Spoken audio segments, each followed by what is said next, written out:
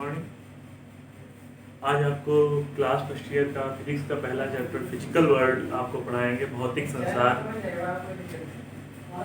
Physical world आपके course में नहीं आता है, आपके एग्जाम में उससे कोई क्वेश्चन नहीं आते हैं, फिर भी ये चैप्टर जरूरी है। इसमें फिजिक्स का इंट्रोडक्शन होता है, तो इस चैप्टर को हम आपको पढ़ाएंगे। फिजिकल वर्ल्ड यानी कि भौतिक संसार।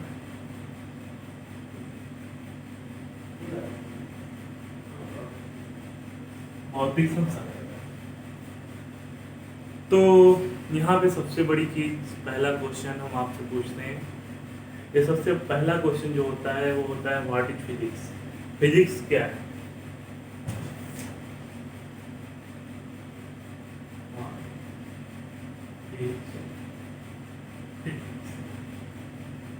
व्हाट इज पहला question, what is physics. Physics क्या है? फिजिक्स क्या है? Physics is nature. Physics is nature. Physics क्या है? Physics is nature. जितना भी नेचर में है, हम सुबह सो के उठते हैं, आंखें खोलते हैं, पक्षियों का चहचहाना, पक्षियों का उड़ना, यानी स्टडी ऑफ नेचर, ये सब क्या कहलाता है? सब फिजिक्स कहलाता है, सब भौतिक विज्ञान कहलाता है। तो फिजिक्स क्या है? फिजिक्स को हम कह सकते हैं physics is laws of nature. Physics is laws of nature, या ये कह सकते हैं physics is study of nature. Physics हमारा क्या है? Physics is study of nature.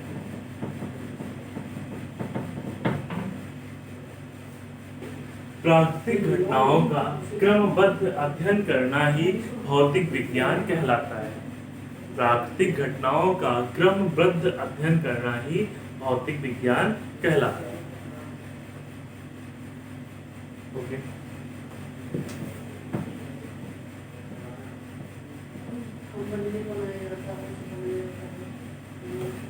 अब फिजिक्स की स्टडी करने में दो बेसिक लॉज होते हैं। पहला होता है यूनिफिकेशन, दूसरा होता है रिडक्शनिज्म।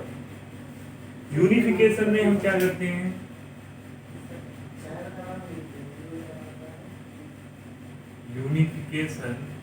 यूनिफिकेशन में हम क्या करते हैं? बहुत सारे लॉज को एक सिंगल लॉ से समझा देते हैं। यूनिफिकेशन में क्या करते हैं? बंडल ऑफ लॉज को एक सिंगल लॉ से समझा देना यूनिफिकेशन कहलाता है। जैसे कि हम आपसे कहें कि सेब गिर रहा है, सेब का गिरना, पेंडुलम का घूमना, सेब के पेड़ से सेब का गिरना नीचे, ऐसे सेब होता है, ये सेब का नीचे की ओर गिरना, ये पेंडुलम का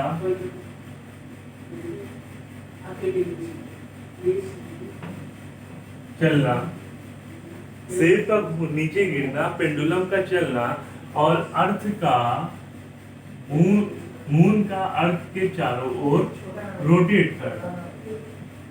मून का अर्थ के चारों ओर रोटेट करना, ये तीनों चीज हमारी ग्रेविटेशनल लॉ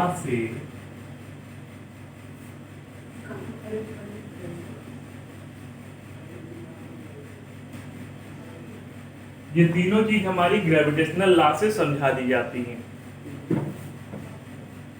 तो यूनिफिकेशन हमारा क्या होता है? एप्पल का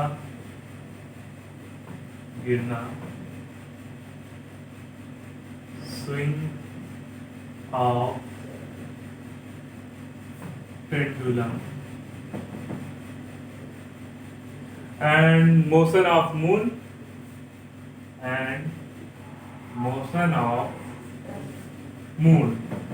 ये तीनों लॉज हमारे समझा दिए जाते हैं ग्रेविटेशनल लॉ से। तीनों लॉज को, एप्पल का गिरना, पेंडुलम को घूमना, मोशन ऑफ मून, इन तीनों को एक ही लॉ से डिस्क्राइब किया जाता है, ग्रेविटेशनल लॉ। अब जैसे कि law of conservation of energy, ऊर्जा संरक्षण का नियम। ऊर्जा संरक्षण का नियम क्या होता है? आवेश की बात करें तो आवेशों को ना ही उत्पन्न किया जा सकता है ना ही नष्ट किया जा सकता है। Charge not be created not be destroyed. Energy की बात करें, energy not be created not be destroyed. ऊर्जा, हाँ, बल की बात करें तो यही होता है बल के लिए भी। तो लेंज लॉ की अगर हम बात करते हैं, कंजर्वेशन लॉ, हम बात करते हैं कंजर्वेशन लॉ के बारे में। कंजर्वेशन लॉ क्या होता है? कंजर्वेशन लॉ में हम कंजर्वेशन लॉ से ही लेंज लॉ को डिस्क्राइब कर देते हैं। लेंज लॉ हाई स्कूल में आपने पढ़ा होगा। लेंज का नियम, विद्युत धारा जिस कारण उत्पन्न होती है उसी कारण का विरोध करती है। ठीक है, ये लेंज का नियम है। इसके अलावा आपने बर्नौली थ्योरम पढ़ेंगे। बर्नौली थ्योरम को भी,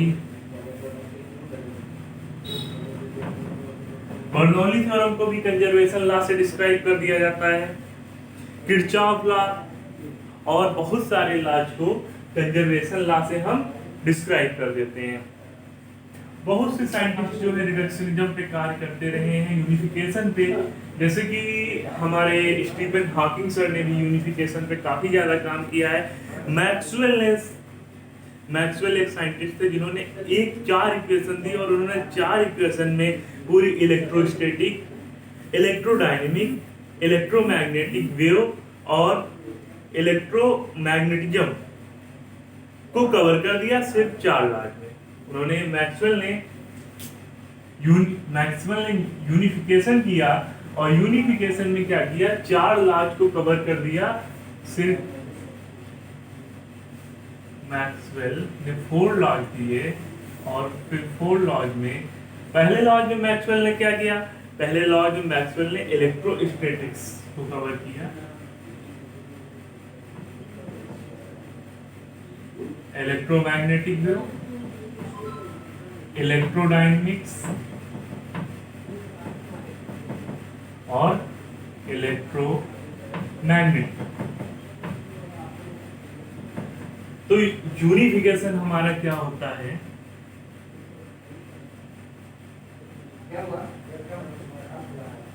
यूनिफिकेशन में हम क्या करते हैं, बहुत सारे लॉज को एक ही लॉ से समझा देना यूनिफिकेशन कहलाता है। बहुत सारे लॉज को एक ही लॉ से समझा देना, एक ही नियम से समझा देना यूनिफिकेशन कहलाता है। दूसरा होता है हमारा रिडक्शनिज्म। रिडक्शनिज्म क्या होता है,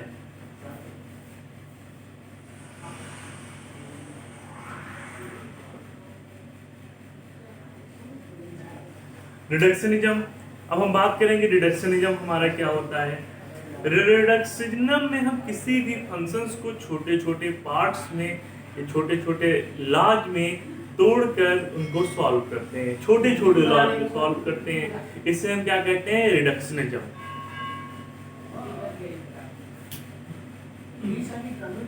ये हो गया रिडक्शनिज्म। रिडक्शनिज्म में क्या करते हैं कि हम किसी बड़े लॉज को छोटे छोटे लॉज में तोड़कर लिखना रिडक्शनिज्म कहलाता है। ठीक यूनिफिकेशन का उल्टा। यूनिफिकेशन में हम क्या करते हैं, बहुत सारे लॉज को एक सिंगल लॉ से समझा देना हमारा यूनिफिकेशन कहलाता है। अब हम आगे चलते हैं, scope of physics. Scope of physics,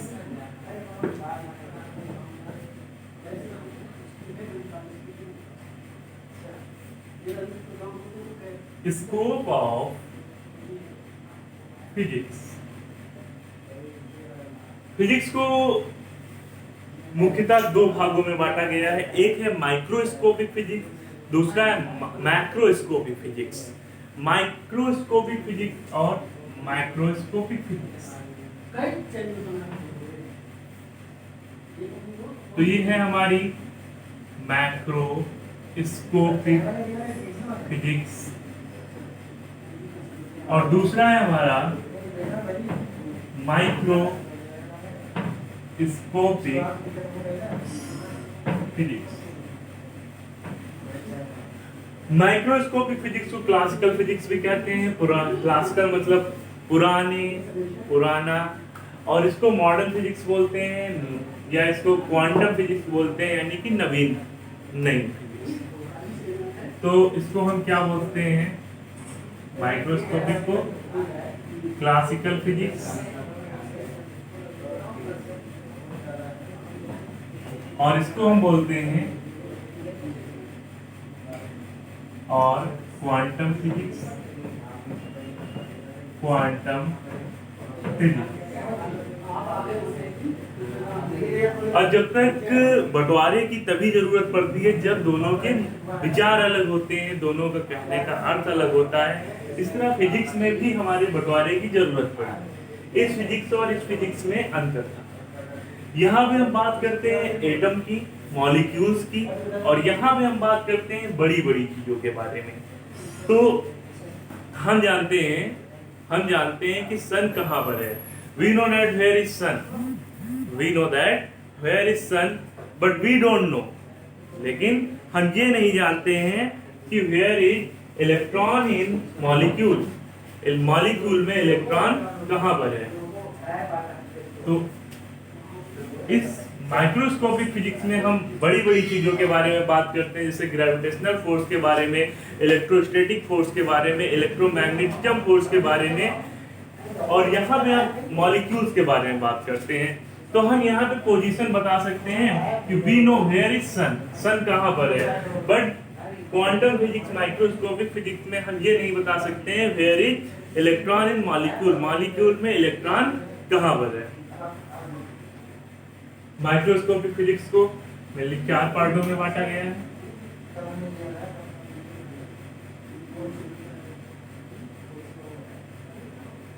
पहला है इलेक्ट्रोस्टैटिक्स, दूसरा है थर्मोडायनेमिक्स,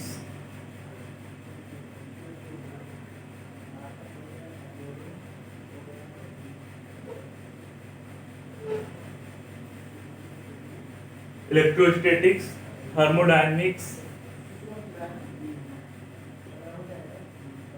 इलेक्ट्रोमैग्नेटिज्म,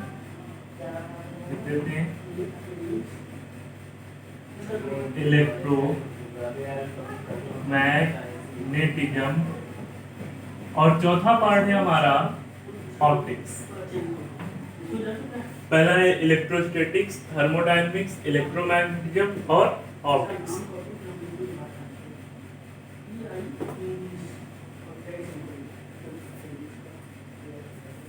तो यहाँ पर आप 2 चैप्टर, मैकेनिक्स और थर्मोडायनेमिक्स,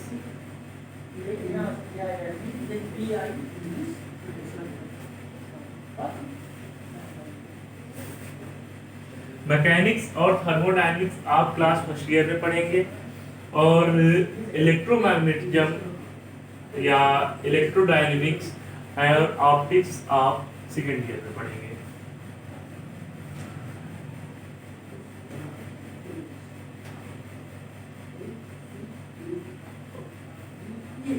मैकेनिक्स में आपको पढ़ाया जाएगा कि how to move car, car कैसे चलती है, हाउ टू मूव कार। इसमें आपको पढ़ाया जाएगा जब कार चलती है तो कार का फ्रिक्शन कैसे वर्क करता है। फ्लूइड के बारे में पढ़ाया जाएगा, फ्लूइड कैसे चलता है, यानी कि फ्लूइड का फ्लोटेशन पढ़ाया जाएगा, तरल की तरलता।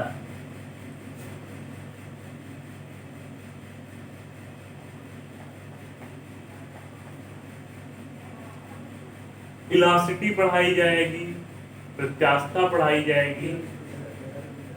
थर्मोडायनेमिक्स में आपको पढ़ाया जाएगा हीट के बारे में, टेम्परेचर के बारे में,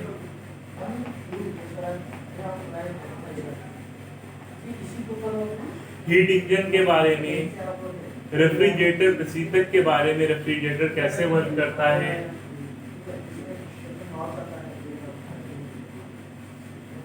हीट इंजन के बारे में, रेफ्रिजरेटर के बारे में,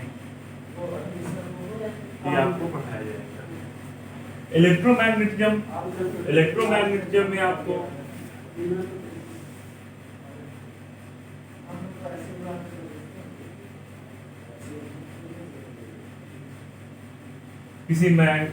किसी इलेक्ट्रोमैग्नेट के मैग्नेटिक फील्ड के बारे में पढ़ाया जाएगा, इलेक्ट्रोडायनेमिक्स के बारे में पढ़ाया जाएगा, चार्ज के मोशन के बारे में पढ़ाया जाएगा। ऑप्टिक्स में आपको पढ़ाया जाएगा रिफ्लेक्शन, रिफ्रैक्शन, लाइट का नेचर पढ़ाया जाएगा, ड्यूल नेचर ऑफ लाइट। इसके बाद अब आपका अगला टॉपिक है माइक्रोस्कोपिक फिजिक्स। माइक्रोस्कोपिक फिजिक्स और क्वांटम फिजिक्स में इसमें आपको पढ़ाया जाएगा, इसे हम बोलते हैं मॉडर्न फिजिक्स।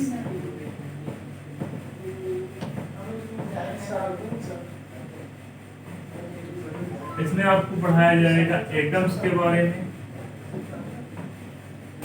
मॉलिक्यूल्स के बारे में, एटम्स के बारे में, न्यूक्लियाई के बारे में,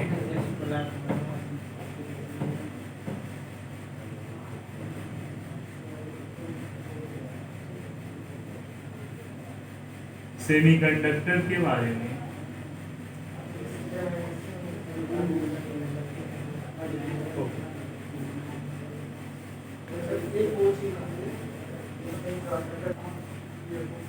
थैंक यू। अगला लेक्चर आपको अगले वीडियो में इसके आगे का मिलेगा। ये जो आपका अगला लेक्चर होगा वो होगा फिजिकल वर्ल्ड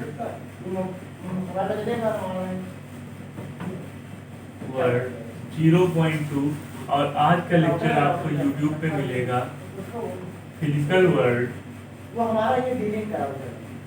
0.1। आपको सारे लेक्चर 0.1 0.2 के सीरीज में मिलेंगे। धन्यवाद।